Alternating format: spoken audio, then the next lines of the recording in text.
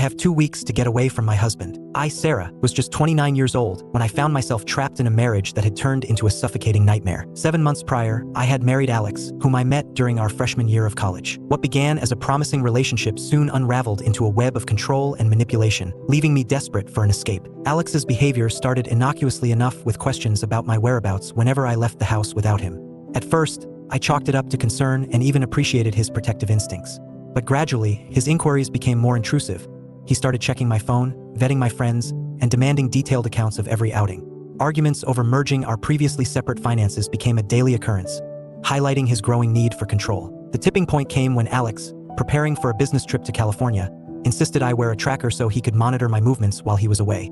The suffocating feeling intensified, and I realized I couldn't continue living under constant surveillance and suspicion. Seeking support from his family, hoping they might intervene, only resulted in them dismissing his behavior as protective and normal for a committed husband. With Alex's return date rapidly approaching, I knew I had to act decisively and covertly. Desperate for a way out, I turned to my workplace, confiding in my manager about my situation and exploring transfer options to other states.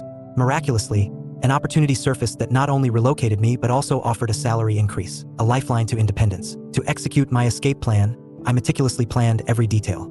Aware of the surveillance cameras Alex had installed in our home, I methodically packed essentials, important documents, clothes, and sentimental items, while leaving behind furniture and electronics. Cleaning and photographing the house became crucial to documenting its condition and preventing false accusations. Timing was critical. A small moving company, willing to work during an impending storm, provided the perfect cover. With an expected power outage during the storm, I seized the opportunity to move my belongings discreetly, leaving no trace of my departure. Settling into a temporary hotel, I immediately began the search for a secure apartment in my new city. The relief of physical distance from Alex was palpable, but legal proceedings loomed large. With the guidance of a dedicated lawyer, I initiated divorce proceedings and secured a protective order against Alex's potential retaliation. The emotional toll was immense. Despite facing resistance from Alex and his family, who blamed me for abandoning him, I remained steadfast in my decision. Emails and letters from Alex pleading for reconciliation only reinforced my resolve. His sister's unsettling defense of his actions further validated my belief that leaving was not only necessary for my safety, but also for my sanity. As the legal process unfolded, I leaned heavily on therapy to navigate the turbulent emotions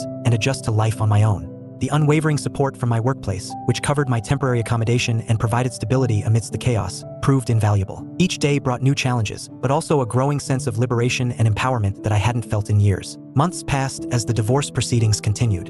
Through it all, I maintained strict no-contact protocols with Alex, communicating only through my lawyer to ensure my safety.